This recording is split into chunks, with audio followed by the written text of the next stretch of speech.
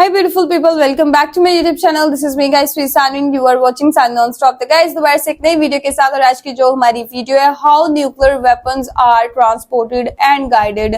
तो like subscribe and share करते जाएगा। सब्सक्राइब करना बिल्कुल नहीं आप लोगों ने भूलना। पिछले दिनों में जो है वो एक न्यूज बहुत ज्यादा वायरल हो रही थी इंडियन मीडिया के ऊपर। पाकिस्तानी मीडिया ने तो इस चीज को टोटली डिनाई किया था कि न्यूक्लियर वेपन की रेडिएशंस जो हैं वो न्यूक्लियर की वो लीक हुई है पाकिस्तान के अंदर और ये सारी चीजें हुई। लेकिन खान सर ने फिर ये चीज बताई और खान सर की एक वीडियो थी और इसके अंदर उन्होंने बताया कि ऐसे नहीं होता। अगर न्यूक्लियर रेडिएशन लीक हुई होती तो जो उसके मतलब एक वो मुझे चीज का नाम नहीं याद आ रहा, वो ऊपर जहाज से ना वो एक होता है, आई डोंट नो वो क्या चीज होती है, उसका नाम हो जाता था सडनली मेरे माइंड से वो स्किप हो गया उसका नाम। तो वो उस जगह पे जो है वो चीज फेंकी जाती है तो वो रेडिएशंस को अपने अंदर सोक कर लेती है। तो वो जो बंदा जहाज में बैठा था इतना सा जरा भी इट्स जस्ट लाइक कि आपने जो है वो आप जैसे कोरोना फैला था ना, तो न्यूक्लियर रेडिएशंस भी जस्ट लाइक दैट कि अगर इतना सा रेडिएशन लीक होके किसी के बॉडी के ऊपर लग गया और वो बाहर किसी से मिलेगा, वो उसको ट्रांसफर करेगा, फिर उसको ट्रांसफर करेगा, फिर उसको ट्रांसफर करेगा। इस तरीके से जो है वो फिर अगर लाइक बिल्कुल एक मकई के दाने जितना भी जो है वो न्यूक्लियर रेडिएशन किसी को लग जाता है वो बंदा मर जाता है और फिर वो किसी और को मिला होगा उसके वो भी मर जाएगा। फिर वो मतलब इस तरीके से ये कोविड की तरह जो है वो न्यूक्लियर रेडिएशन फैलती है। तो इसलिए खान साहब ने कहा था कि पाकिस्तान के अंदर ये लीक नहीं हो सकती। अगर लीक हुई होती तो अभी तक काफी ज्यादा जो है वो लोगों के मरने की खबर जो है वो आ चुकी होती। तो खैर देखते हैं कि किस तरीके से इसको एक जगह से दूसरी जगह पे लेके जाया जाता है, किस तरीके से इसको जो है वो गाइड मतलब सारी चीजें ईच एंड एवरीथिंग इसमें पता चलने वाली है। लाइक सब्सक्राइब एंड शेयर करते जाएगा। इन्फॉर्मेटिव वीडियो है तो स्किप मत कीजिएगा। तो let's jump into the video. ये है दुनिया का सबसे सिक्योर्ड कॉन्वॉय। इसमें जिस चीज को सिक्योरिटी दी जा रही है वो शायद यूएस प्रेसिडेंट से भी ज्यादा इम्पोर्टेंट है। इस कॉन्वॉय में न्यूक्लियर वेपन को एक जगह से दूसरी जगह ट्रांसपोर्ट किया जा रहा है। अगर ट्रांसपोर्ट के दौरान कॉन्वॉय पर हमला हो जाए तो इसके नतीजे में दुनिया का सबसे खतरनाक वेपन गलत हाथों में जा सकता है, जिसका नुकसान सिर्फ एक कंट्री को नहीं बल्कि पूरी दुनिया को उठाना पड़ सकता है। इसीलिए इसकी सिक्योरिटी पर किसी किस्म का समझौता नहीं किया जा सकता। अमेरिका जैसी super power country in nuclear weapons को किस तरीके से ट्रांसपोर्ट करती है, इस कॉन्वॉय में कौन कौन सी गाड़ियां किस काम में लाई जाती हैं और अगर हमला हो जाए तो ये इसको ट्रांसपोर्ट ही क्यों करते हैं, एक जगह पे पड़ा रहने दे। हैंडल करते हैं। जेम टीवी की वीडियोस में एक बार फिर से खुशामदीद। नाजरीन, दुनिया में 12,515 न्यूक्लियर वेपन्स हैं, जिनमें से 41% अकेले यूनाइटेड स्टेट्स ऑफ अमेरिका के पास हैं। ये तमाम वेपन्स पूरे अमेरिका के चप्पे चप्पे पर फैले हुए हैं। जो एक्टिव वेपन्स हैं वो यूएस एयरफोर्स, मिलिट्री और नेवी की सबमरीन्स में मौजूद हैं। लेकिन इनमें से हजारों वेपन्स स्टोरेज मोड में हैं, यानी ये बैकअप वेपन्स हैं जो पूरे नॉर्थ अमेरिका में फैले हुए हैं। पर सवाल यह है कि न्यूक्लियर वेपन्स को फैलाकर ही क्यों रखा जाता है। न्यूक्लियर वेपन्स को हमेशा फैलाकर मुल्क के डिफरेंट पार्ट्स में छुपा कर रखा जाता है और ये एक जगह पे बहुत सेंसिटिव होती है।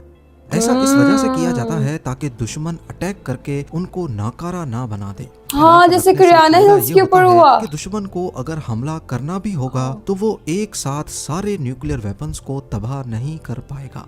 इस तरीके से मुल्क के पास कुछ न कुछ न्यूक्लियर वेपन्स सेल्फ डिफेंस के लिए बच जाएंगे।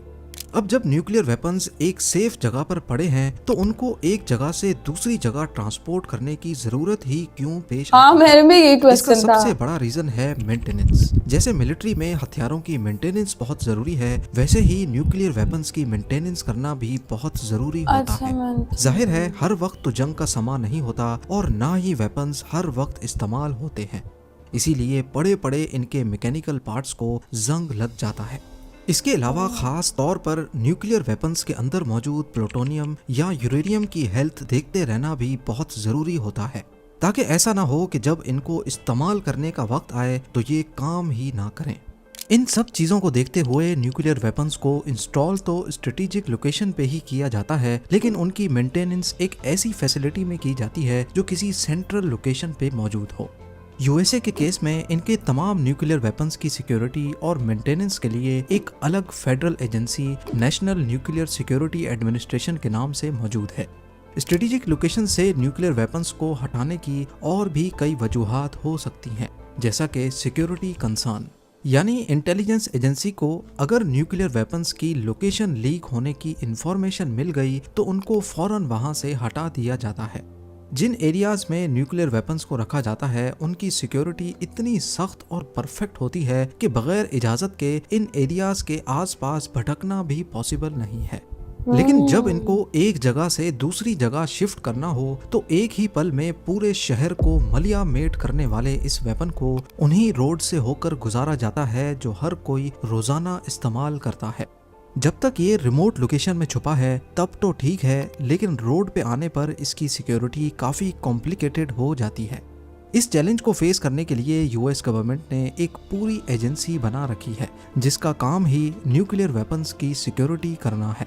ये मिलिट्री कॉन्वॉय जो आप देख रहे हैं ये अमूमन यूएसए में न्यूक्लियर वेपन्स को एक जगह से दूसरी जगह ट्रांसपोर्ट करने के दौरान इस्तेमाल होता है। देखने में ये इतना बड़ा कॉन्वॉय नहीं लग रहा जितना किसी वीआईपी का सिक्योरिटी कॉन्वॉय होता है, लेकिन असल में ये इतना सिक्योर है कि एक आम शख्स ऐसी सिक्योरिटी के बारे में सोच भी नहीं सकता। इस कॉन्वॉय में गाड़ियों की तादाद तो सब लोगों की जिंदगियां उसके ऊपर डिपेंड करती है कि न्यूक्लियर वेपन कितना बड़ा है और कहां जाएगा।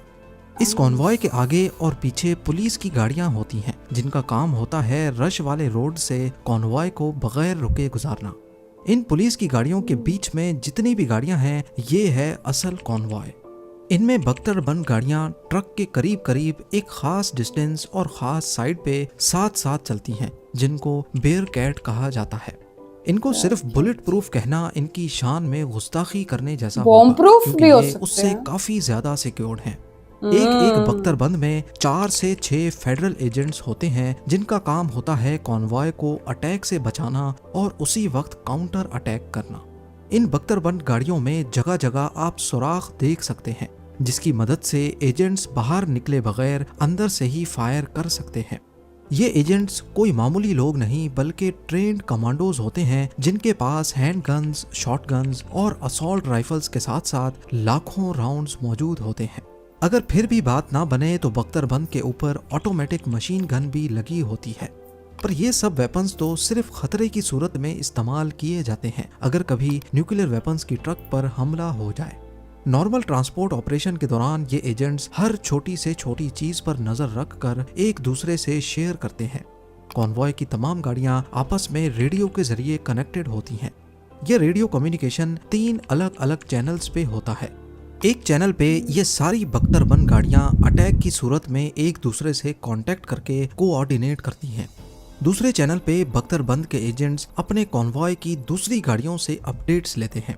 एसओपी के मुताबिक न्यूक्लियर कॉन्वॉय में कम से कम 7 बख्तरबंद गाड़ियां होनी चाहिए, 5 ट्रक के साथ और बाकी 2 1 किलोमीटर आगे। हर चंद मिनटों के बाद मेन कॉन्वॉय में बैठा कमांडर आगे मौजूद 2 बख्तरबंद गाड़ियों से सूरत हाल मालूम करता है। कम्युनिकेशन को अलग अलग चैनल्स में डिवाइड करने का मकसद ये होता है कि अगर अटैकर्स ने एक रेडियो फ्रीक्वेंसी जैम कर दी या फिर मेन कॉन्वॉय के साथ कोई मसला हो गया तो आगे वाली 2 गाड़ियां अपना अलग चैनल इस्तेमाल करके मदद बुला सकें। इसके अलावा ये पूरा कॉन्वॉय एक तीसरे चैनल पे इमरजेंसी कंट्रोल सेंटर के साथ भी कनेक्टेड होता है। कंट्रोल सेंटर के स्टाफ का काम है कि इमरजेंसी की सूरत में कॉन्वॉय की लोकेशन ट्रैक करे और फौरन मदद के लिए बैकअप फोर्स का बंदोबस्त करे। अगर कभी ये नौबत आ भी जाए तो कंट्रोल सेंटर जिस एक्स्ट्रा फोर्स को भेजेगा वो कॉन्वॉय के एजेंट्स के साथ एक खास एसओपी के तहत कांटेक्ट करेंगे, फिर चाहे ये एक्स्ट्रा फोर्स पुलिस की हो या मिलिट्री की। कंट्रोल सेंटर दोनों फोर्सेस को अलग अलग code word encrypted radio link के जरिए बताएगा। मौके पर पहुंचकर दोनों फोर्सेस तब तक एक दूसरे पर भरोसा नहीं करेंगी जब तक उन दोनों को बताए गए सीक्रेट कोड मैच ना कर जाएं। ये सिर्फ इसलिए किया जाता है ताकि कोई अटैकर जाली पुलिस ऑफिसर बनकर न्यूक्लियर वेपन तक रसाई ना पा सके। ये उन अनगिनत एसओपीज में से सिर्फ एक है, जबकि हर सूरत हाल से निपटने के लिए एजेंट्स के पास अलग अलग एसओपीज होती हैं। इन बख्तरबंद के बीच में चलने वाला ट्रक भी कोई मामूली ट्रक नहीं होता, क्योंकि इसी के लिए तो ये सारी सिक्योरिटी है। न्यूक्लियर वेपन को ट्रांसपोर्ट करने के लिए ये ट्रक पूरी तरह से कस्टमाइज्ड बना होता है, यानी इसको खास इसी मकसद के लिए डिजाइन किया जाता है। ट्रक की बॉडी हार्ड स्टील से बनी होती है जिस पर आम जाम टूल्स काम ही नहीं करते। ना ही ये ग्राइंडर से कट सकती है, ना इस पर ड्रिलिंग मशीन काम करती है और ना ही एक्सीडेंट होने पर इसकी बॉडी क्रैक हो सकती है। अगर इसको आग में भी डाल दिया जाए तो इसकी बॉडी अगले कई घंटों तक भी अंदर मौजूद न्यूक्लियर वेपन को महफूज रख सकती है। ड्राइवर केबिन की बात की जाए तो ये बुलेट और बॉम्ब प्रूफ होता है और इसके दरवाजे चाहे कुछ भी हो जाए सिर्फ अंदर से ही खुल सकते हैं। ट्रक की मजबूती जहां इसको अटैकर से बचाती है वहीं इसका एक नुकसान भी है। इसका वजन नॉर्मल ट्रक से काफी ज्यादा 25,000 केजी के बराबर है। इसी वजह से अटैक की सूरत में ये ट्रक ज्यादा तेज नहीं चल सकती और ना ही शार्प टर्न्स ले सकती है। पर इसकी इसी कमजोरी के पीछे छुपा है एक और सिक्योरिटी फीचर। अगर कैसे भी करके अटैकर्स ट्रक पर कब्जा कर लें और इसको यहाँ से लेके जाने की कोशिश करें तो ट्रक के एक्सेल पे लगे एक्सप्लोसिव फट जाएंगे, जिससे ट्रक व्हील से अलग होकर जमीन पर गिर जाएगी। अब क्योंकि इसका वजन काफी ज्यादा है तो इसको बगैर पहियों के खींचना पॉसिबल ही नहीं होगा। रही बात ट्रक के अंदर पड़े न्यूक्लियर वेपन की, तो इसके कंटेनर को खोलने का एक्सेस खुद कॉन्वॉय एजेंट्स के पास भी नहीं होता। इस पर इलेक्ट्रॉनिक लॉक्स लगे हैं जिसकी इलेक्ट्रिक चाबियां सिर्फ नेशनल न्यूक्लियर सिक्योरिटी एडमिनिस्ट्रेशन के पास होती हैं। बहरहाल अगर कोई ट्रक के कार्गो तक जबरदस्ती पहुंच भी गया तो कंटेनर के अंदर उनका इस्तकबाल एक ऑटोमेटिक स्प्रे गन करेगी।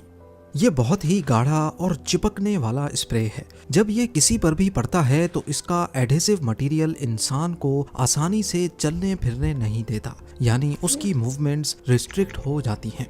अगर फिर भी कंटेनर में कोई बचा होगा तो इसको फौरन इलेक्ट्रिक शॉक लगेगा, जिसकी वोल्टेज घर में आने वाली इलेक्ट्रिसिटी से 6 टाइम्स ज्यादा होती है।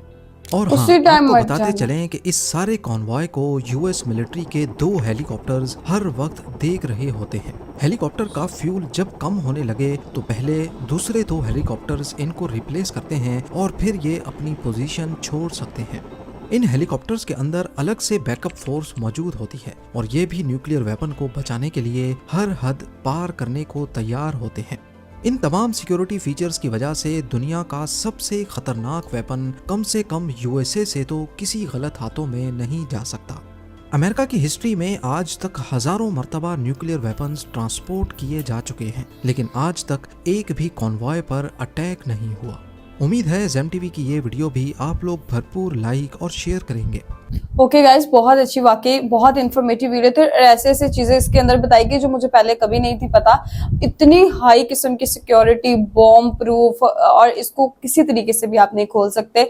और इसका वो जो होता है ना, वो ट्रक सा उन्होंने बनाया होता है न्यूक्लियर वेपन को ट्रांसपोर्ट करने के लिए, उसका जो आगे वाला ड्राइवर वाला हिस्सा होता है वो भी अंदर से ही ओपन होगा। और अगर किसी ना किसी तरीके से वो ट्रक का दरवाजा खुल भी जाता, अंदर भी इतनी सिक्योरिटी, भाई इतना ज्यादा उन्होंने इलेक्ट्रिक शॉक अंदर रखे हुए कि अगर कोई चला भी जाता है तो वो इलेक्ट्रिक शॉक लगेगा और वो मर जाएगा।